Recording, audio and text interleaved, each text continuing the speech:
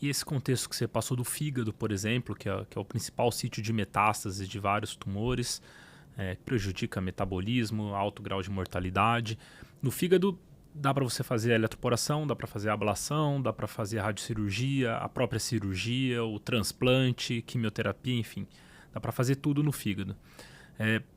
Aonde você vê que encaixa a eletroporação, você delimitou em áreas centrais do fígado por conta da via biliar, enfim, que você consegue preservar essa área. Mas em regiões mais periféricas, outras modalidades de ablação são mais viáveis, são mais baratas que a eletroporação, certo? Quais ablações você considera boas para o fígado, em detrimento de fazer uma cirurgia ou uma radiocirurgia, por exemplo? Isso é algo também bastante importante de se entender.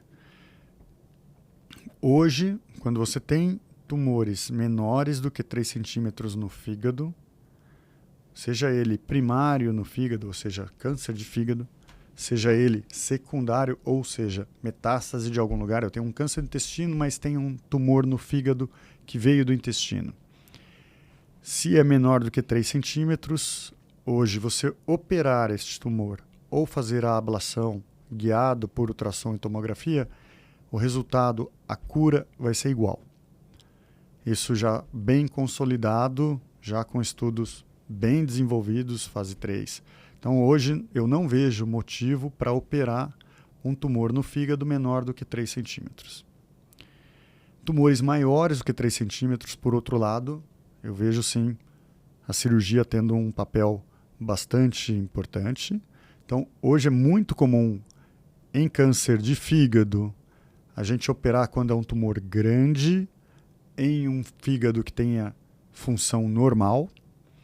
Se for um fígado doente e um tumor grande, já tem técnicas que substituem a cirurgia, porque você opera um tumor grande no fígado e o fígado não é normal, um fígado cirrótico, o fígado perde muita função e daí o problema oncológico está controlado, mas o paciente às vezes morre de falta de função hepática, de insuficiência hepática.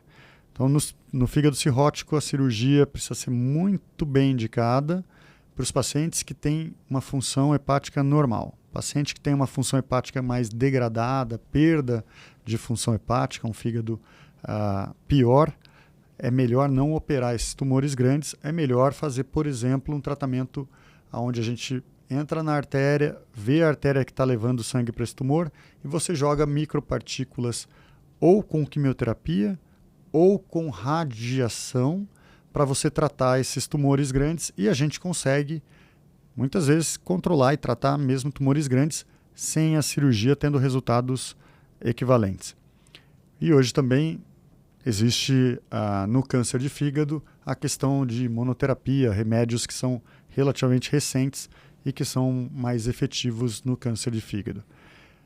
Para lesões que não são do fígado, então metástases, a mais comum é de tumores do intestino, né, a metástase coloretal.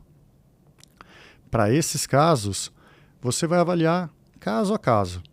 Tumores pequenos, menores do que 3 centímetros, a gente consegue queimar. Esse paciente não precisa ir para uma grande cirurgia, nem para uma laparoscopia, nem para uma cirurgia robótica. A gente faz a cirurgia percutânea guiada por ultrassom e tomografia. O paciente vai embora no mesmo dia ou no dia seguinte com a mesma taxa de cura da cirurgia convencional, da cirurgia robótica. Quando tem tumores associados, tumores grandes e pequenos, daí é comum ir para a cirurgia retirando os tumores grandes e queimando os tumores pequenos, daí no mesmo ato cirúrgico, guiado por ultrassom. Eu gosto de destacar a importância do radiologista intervencionista nesse tempo cirúrgico. Os cirurgiões de fígado que são mais comprometidos com o resultado costumam chamar um radiologista intervencionista junto, porque o ultrassom bem feito, ele em até 10% das vezes acham lesões que a ressonância não tinha visto antes da cirurgia. Então não vejo por que não chamar um especialista em imagem, o radiologista intervencionista, para fazer um ultrassom do fígado enquanto está aberto e queimar as lesões pequenas. E o cirurgião tira as lesões grandes. Então, essa questão híbrida, combinando o cirurgião e o radiologista intervencionista, é como se consegue os melhores resultados e a melhor taxa de cura nos pacientes com metástases para o fígado. Sem esquecer da quimioterapia, né? Então, lesões no fígado que vêm do intestino, primeiro quimioterapia, mesmo conceito. Vamos primeiro matar os nódulos que a gente não está vendo, as células que estão circulando pelo sangue. Isso a quimioterapia faz. Depois, a gente vai e retira os nódulos que a gente está vendo.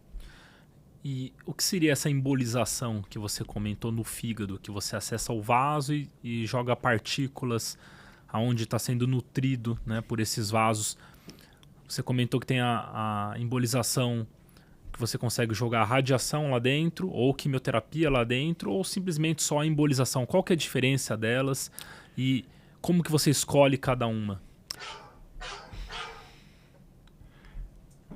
A embolização é um tratamento onde você funciona uma artéria, seja do braço, seja da perna, daí você navega por dentro dos vasos até a artéria do fígado. Você chega no fígado e você consegue identificar qual artéria está levando sangue para o tumor. Ou se são várias, se tiver vários tumores. Quando você tem várias, você pode jogar essas partículas. O sangue funciona como um rio, né? O fluxo leva essas partículas. Se for um tumor só, você faz uma cateterização e chama a embolização seletiva, ou seja, eu vou selecionar só a artéria que leva sangue para o tumor e vou jogar essas bolinhas de gude, se quiser, essas partículas, e deixa o sangue levar. Chega, o vaso sanguíneo vai ficando cada vez mais fino, mais fino, mais fino, até que chega numa espessura microscópica, celular. A bolinha que a gente joga não é tão pequena. A bolinha que a gente joga, embora seja uma microesfera, ela é bem maior do que uma célula. Então ela vai navegar até uma hora que fica tão fino o vaso que ela entope. E você com isso, jogando várias partículas, você acaba entupindo o que você deseja. Tem um contexto onde você quer embolizar e fechar todos os vasos que estão levando sangue para aquele tumor. E daí você isquemia, você infarta, você tira o oxigênio do tumor e você joga junto nessas partículas quimioterapia. A quimioterapia vai junto com a bolinha, mas a bolinha entope o vaso. Então a quimioterapia também para de andar. Ela fica parada dentro do tumor. Então você fica com uma dose de quimioterapia extremamente alta dentro do tumor. Isso é chamado quimioembolização. Agora tem um outro contexto onde eu jogo bolinhas radioativas. Elas entram também no tumor, param dentro do tumor. Você não precisa jogar até entupir todos os vasos. No fundo, você calcula, com o auxílio de um médico nuclear, a dose de radiação que você quer que fique dentro daquele tumor e você joga um número calculado de partículas que entram no tumor, param ali e você faz como se fosse uma radioterapia de dentro para fora, com uma dose de radioterapia muito maior do que o que a gente consegue fazer com os aparelhos de radioterapia convencional. Então, essa é a radioembolização. Então, para câncer de fígado, é extremamente consolidado, aprovado para se fazer pelos planos de saúde. Para outros tumores, no Brasil, ainda não é aprovado para fazer pelos planos de saúde, mas em alguns pacientes, dentro de alguns cenários, pode ser uma boa opção terapêutica, uma boa opção de tratamento você jogar essas bolinhas radioativas para parar dentro das metástases. A verdade é que hoje tem tantas opções de tratamento que por isso que existe essa especialidade nossa, oncologista intervencionista. Porque dentro das modalidades de tratamento de câncer, existe muitas modalidades que a gente pode escolher qual a melhor, qual tem a maior chance de sucesso, qual tem a maior chance de cura, qual tem a maior chance de controle de doença. Existe dentro das questões embólicas, como a gente estava falando, jogar partículas sem nem quimioterapia, nem radioatividade. São partículas cegas, ou seja, eu só estou tirando o oxigênio. Existem alguns cenários para alguns tumores que isso pode ser interessante. Existe o contrário. Existem alguns cenários e alguns tumores que eu não jogo partícula nenhuma, eu jogo só quimioterapia. Isso chama quimioterapia intraarterial. Você joga a quimioterapia, ela passa nos tumores concentrado. Eu costumo explicar para o paciente, pensa um copo de café expresso. Dá um gole nesse copo de café. Isso é um café. Agora pega esse mesmo café expresso, joga num galão de 5 litros de água. O nosso corpo humano tem mais ou menos 5 a 6 litros de sangue.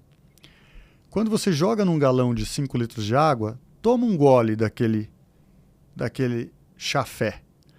Você quase não sente o gosto de café. Vira uma coisa muito aguado.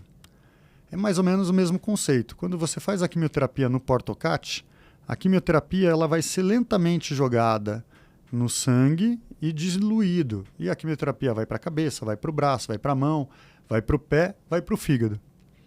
Quando você seleciona a artéria hepática e você joga a quimioterapia direto na artéria hepática, eu estou jogando aquele café expresso direto no tumor, depois vai passar pelo tumor, vai para o coração e vai ficar circulando também aquele chafé. Mas essa passagem concentrada no fígado aumenta muito a dose efetiva, sem aumentar a dose na mão, a dose no cérebro, a dose na perna. Se aumentou só a dose no fígado e nos tumores. Então a gente consegue uma dose muito alta dentro do tumor sem ter uma dose alta correndo. Pelo contrário, o que circula muitas vezes é menos do que quando a gente faz endovenoso, porque o filtro do corpo é o fígado. Então uma parte da quimioterapia vai parar dentro dos tumores, uma parte o fígado já vai pegar e vai metabolizar. Então é uma estratégia também quando tem muita doença no fígado, a gente fazer a quimioterapia intraarterial. Isso é só eu sei que é complicado, mas é um exemplo como tem várias alternativas de tratamento para doença no fígado. Por isso, quem tem um problema de câncer deve ir atrás do que há de diferente. Essas opções que a gente está comentando, eu não acho nem que todos os oncologistas sabem quando usar, quando indicar. É algo que a gente faz no nosso dia a dia, a gente acha que é corriqueiro, mas eu sei que não é. Tem muitos médicos, muitos cirurgiões, muitos oncologistas que ainda desconhecem ou que não têm experiência suficiente para dizer, olha, você é um bom paciente para essa alternativa de tratamento. Por isso que eu acho importante o oncologista intervencionista estar sempre próximo dos grupos de oncologistas, dos cirurgiões, para escolha ser, de certa forma, multidisciplinar. É importante o contato do cirurgião, do oncologista, do intervencionista, do radioterapeuta, para, em conjunto, decidir a melhor estratégia, o melhor tratamento.